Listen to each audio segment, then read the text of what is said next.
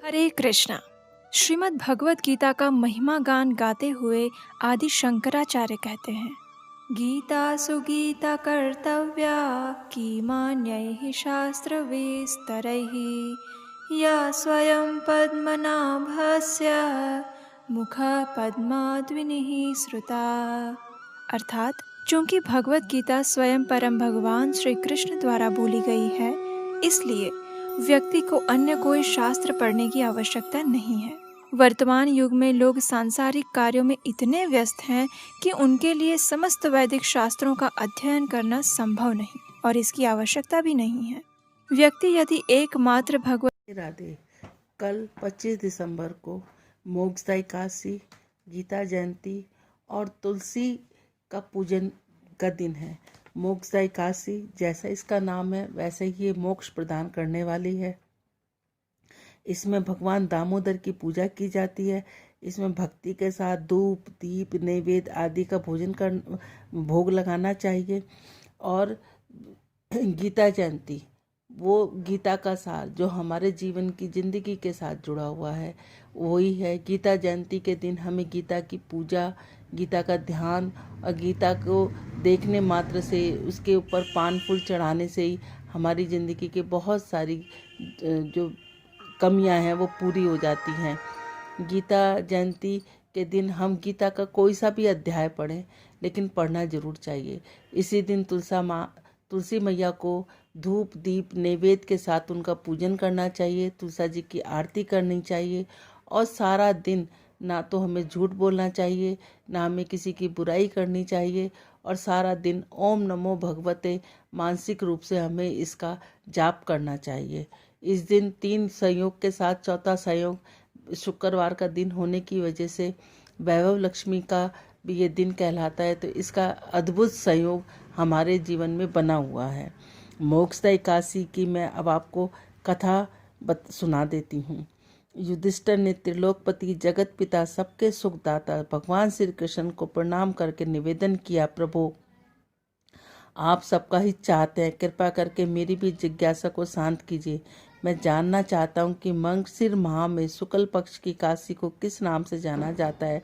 उस दिन कौन से देवता का पूजन किया जाता है, उसके पूजन की विधि क्या है, कृपया विस्तार के साथ बतलाकर मेरे संशय को दूर कीजिए।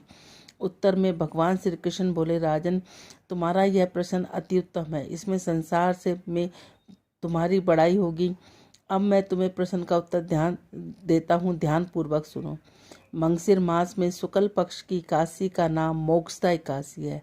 यह अनेक पापों का नाश करके मोक्ष देने वाली है। इस दिन भगवान दामोदर का पूजन किया जाता है। यह पूजा श्रद्धा और भक्ति के साथ धूप दीप नैवेद्य आदि को करना चाहिए। अब मैं एक पुरानी कथा तुम्हें सुनाता हूँ, जिसके अनुसार व्रत के पवित्र पुण्य के प्रभाव से व्रत करने वाले के नरक में कष्ट भोग रहे माता पिता को भी स्वर्ग प्राप्त होता है। यह एक प्राचीन नगर था, गोकुल। वहाँ एक राजा राज्य करता था। राजा का नाम वैशखान था। उसका राज्य में रहने वाला ब्राह्मण वेदों के धुरंधर विद्वान थे। एक दिन राजा ने सपने देखा कि उसके पिता नरक का कष्ट भोग रहे हैं। सपने की बात को वह बहुत दुखी हुआ और आश्चर्य में पड़ गया। प्रातःकाल भी उसने ब्राह्मणों को अपने देखे हुए सपने की बात सुनाई। उसने कहा, ब्राह्मणों, रात में मैंने सपने में पिता को नरक में पड़ा देखा। अब मुझसे कह रहे हैं, पुत्र यहाँ से मुझे छुटकारा दिलाओ। जब उन्होंने मुझसे यह बात कही तो मेरा चैन उड़ गया। अब मुझे न तो राज सुख सुहारा है और न ही धन दौलत, हाथी घोड़े धन और पुत्रों को मन लग रहा है। अब मैं क्या करूं, कहाँ जाऊं? इस दुख की आग में मेरा शरीर जल रहा है। कृपा करके कोई मेरा ऐसा उपाय बताइए जिससे मेरे पिता को नरक के कष्टों से छुटकारा मिले।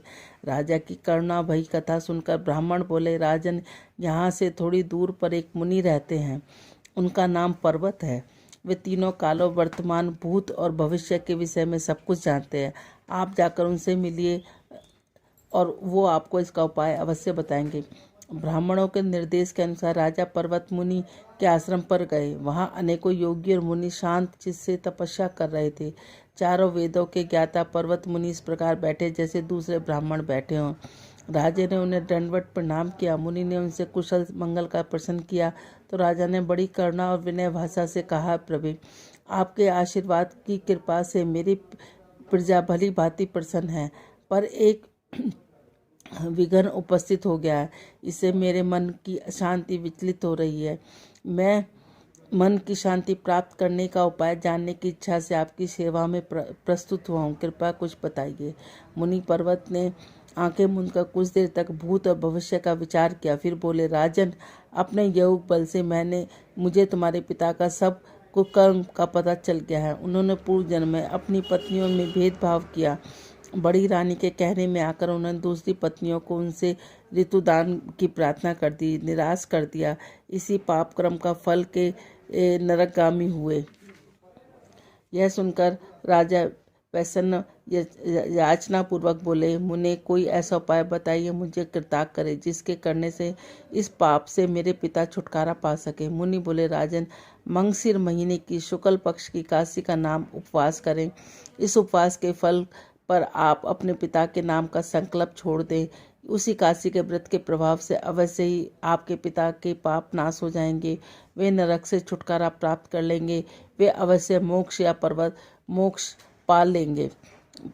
पर्वत मुनि के कथन के आश्वासन होकर राजा गोकुल लौट आए। यहाँ आकर उन्होंने पूरे परिवार के साथ मोक्ष एकादशी का व्रत किया।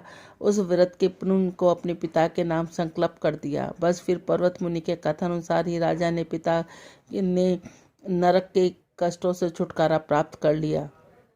स्वर्ग में जाते हुए उन्होंने अपने पुत्र से कहा, पुत्र, तुम्हारा कल्याण हो। इस मोक्ष एकादशी का जो कोई व्रत करता है उसके सभी पाप नष्ट हो जाते हैं और अंत में स्वर्ग को चला जाता है। मोक्ष प्राप्त करने के लिए इससे अच्छा कोई व्रत नहीं। जो कोई इस एकादशी की कथा और श्रद्धा भक्ति के साथ सुनता है या पढ़ता है उसे वाजपेयी यज्ञ का करने का फल प्राप्त होता है। इसे मोक्ष प्राप्ति के लिए चिंतामणि कहा जाता है। मोक्ष एकादशी के लिए हमें दामोदर भगवान की पूजा तुलसी मंजरी और धूप से करनी चाहिए। बेलपत्र के फल का आहार लेना चाहिए। बेलपत्र के फल का मतलब है कि हमें मीठा बेलपत्र का मुरब्बा ले सकते हैं, कैंडी ले सकते हैं, मीठी कैंडी ले सकते हैं, पर नमक का नहीं ले सकते। इस दिन खाना बहुत अच्छा होता है। इस दिन हमें माँ तुलसी की 108 परिक्रमा जरूर करनी चाहिए 108 परिक्रमा। और माँ के आगे सुबह और शाम दोनों टाइम पे गाय के घी का दीपक जलाना चाहिए। उनके आगे हमें पान फूल रखने चाहिए। ओम नमो भगवते वासुदेवाय का जाप करते रहना चाहिए। भगवान विष्णु और लक्ष्मी जी का पूजन करना चाहिए और ऋतु फल के हिसाब से हमें उनको फल चढ़ाना चाहिए, धूप दीप दिखानी चाहिए और उनको पीले फूलों से और लाल फूलों से उनकी पूजा अर्चना करनी चाहिए। उसी तरह से हमें माँ तुलसी की पूजा करनी चाहिए, माँ तुलसी की 108 परिक्रमा करनी चाहिए। ओम नमो भगवते वासुदेव का पूजन और अर्चना करनी चाहिए। सारा दिन हमें ओम नमो भगवते वासुदेव का जाप करना चाहिए। बोलो राधे राधे, बोलो मोक्षदायी काशी की जय, तुलसी मैया की जय, गीता जयंती की जय, राधे राधे।